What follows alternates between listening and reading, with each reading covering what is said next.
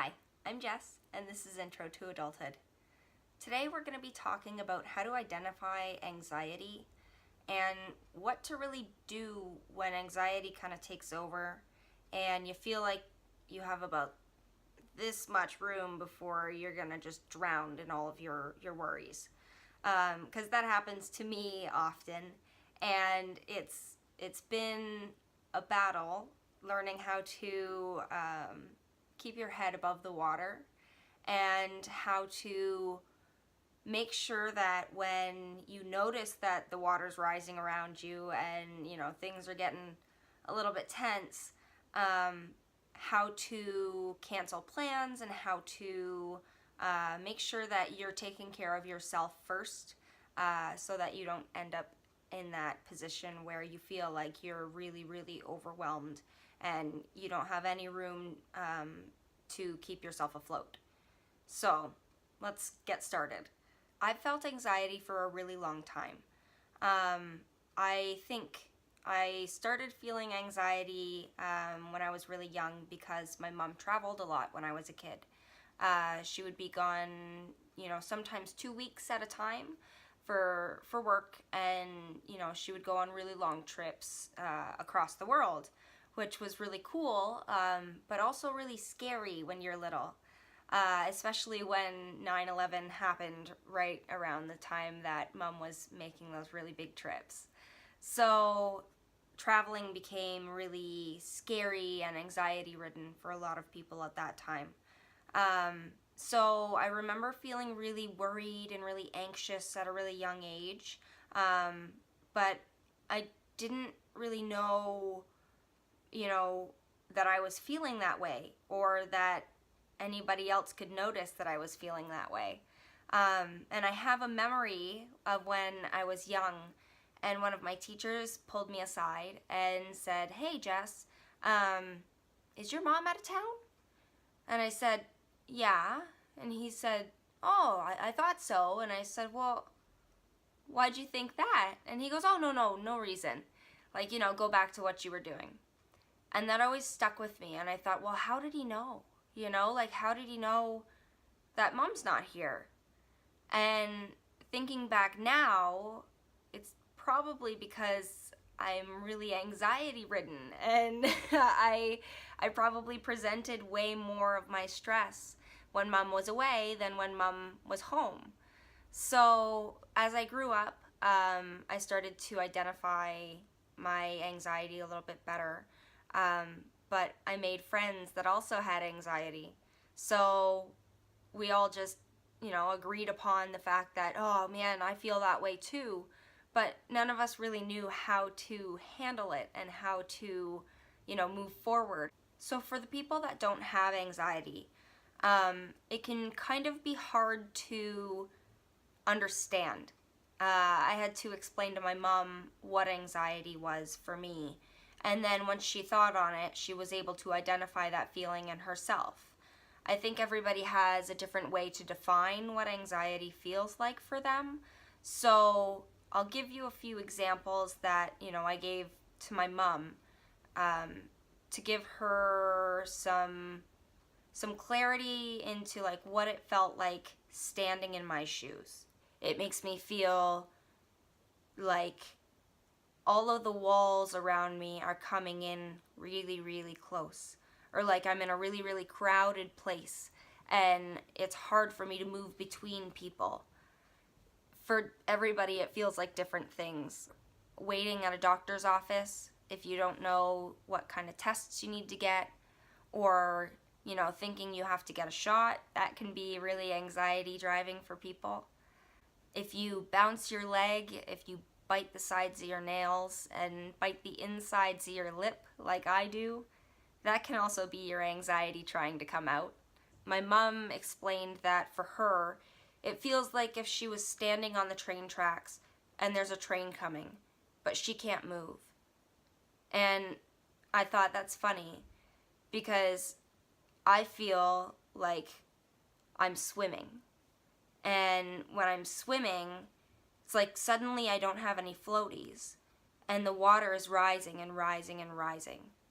So for everybody, it's it sort of manifests differently as this panic, this response to change what you're doing or stop and freeze.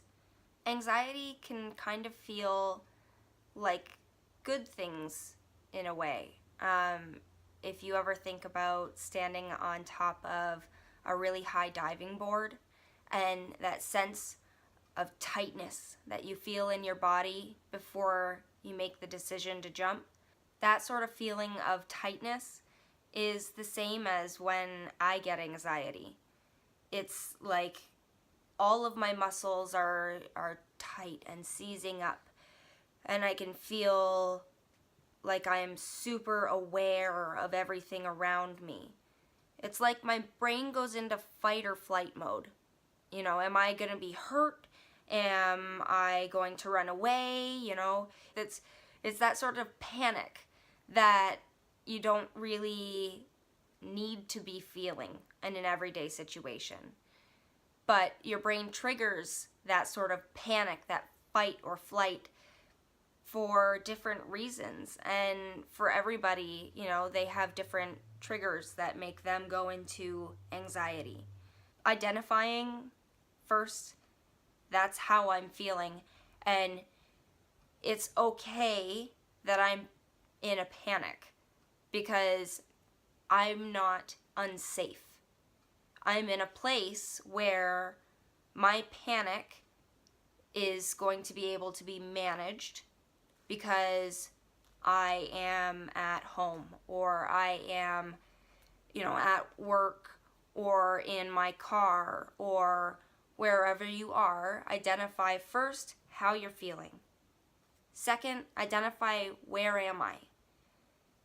And give yourself a little bit of room to create an idea of calm no matter where you are. In your brain, think about creating a small space in there where it's okay. The rest of the world can't get in because I have my place of peace and my place of understanding that even if I'm in panic now, it won't last forever. And I have the tools to make sure that I can figure out how to handle this situation. If not right now, in the future, with help from friends and from family. And remembering that I'm not alone in a situation can also really help me dull that sense of sharp panic that comes in. Sometimes it can push you to be extremely focused on something and not be able to let something go. Or sometimes it feels like you just can't find any focus at all because there's too many things going on. And these are all anxiety, but they just present themselves in different ways depending on what situation you're in. Now, I'm no trained doctor. I have not gone to any sort of self-help seminars or anything like that. So a lot of my how to help yourself is from my own experience. So I'd like to give you guys an app, actually, that I just tried out. I heard about it a little while ago. It's called Calm Harm. And even if you don't self-harm when you're in anxiety and in depression, it can really help you kind of dull that sense of dread that I was talking about. I'm going to put in here a little clip of when I downloaded it and how easy it was to get on my phone. So I opened up the App Store on my phone and typed in Calm Harm. And you'll see it's the second app that comes up on my iPhone. So I opened it up and chose my location, and then I set my password, and then it showed me the new features on the app, which I could choose to hide sections that I don't like, make notes about activities, create a journal after I'm done activities, or add my own self-help section on the app. Then it'll ask you if you want to give more information about yourself, which you can prefer not to answer if you so choose. The next thing is you choose whether you want to have mascots or not. I chose the calms. And then you choose your colors. So I liked cool. It showed then sort of how calm harm tells us to ride the wave of our emotions. And then you get to choose your activity type. So I'm going to go through a couple of them. So breathe is a 3 to 5 minute block of breathing exercises that you follow prompts on your screen.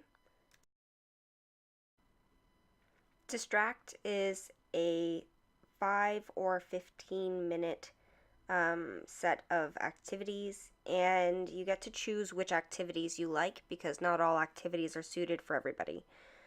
The express yourself section is also like the distract section, so you get to choose activities yourself.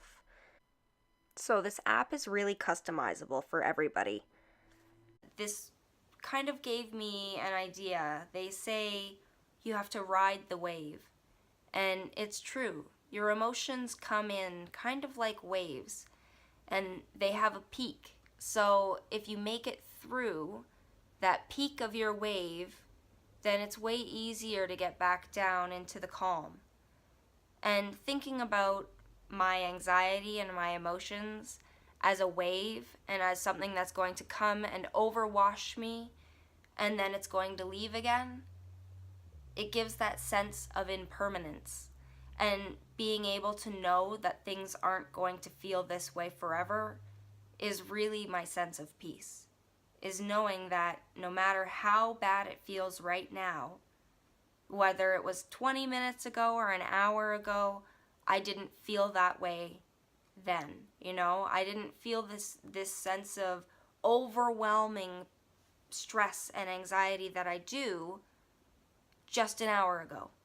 So it's okay, because if I can just make it through another hour, chances are I'm going to be able to make it through that really stressful time. I think everybody has these sort of stressors, and everybody has some level of anxiety. Whether yours is skyrocketed or not, it's always good to learn how to help yourself and how to walk yourself through those really, really hard emotional times. So I suggest you download this app. I'm not sponsored or anything. This is just because I think it kind of helps. And I hope it'll help you too to get through some things that, maybe you weren't expecting coming your way. So thanks for watching, and I hope that this has helped you identify some of your anxiety and how to deal with it. I know I'm still on that struggling battle. And if you like all the stuff that I've been doing, scroll down and find me on Instagram, find me on Facebook, find me on YouTube, and follow me everywhere. Because I'm just going to keep making videos, and the more people that we can help, the better. Thanks so much for watching, and until next time, just keep living.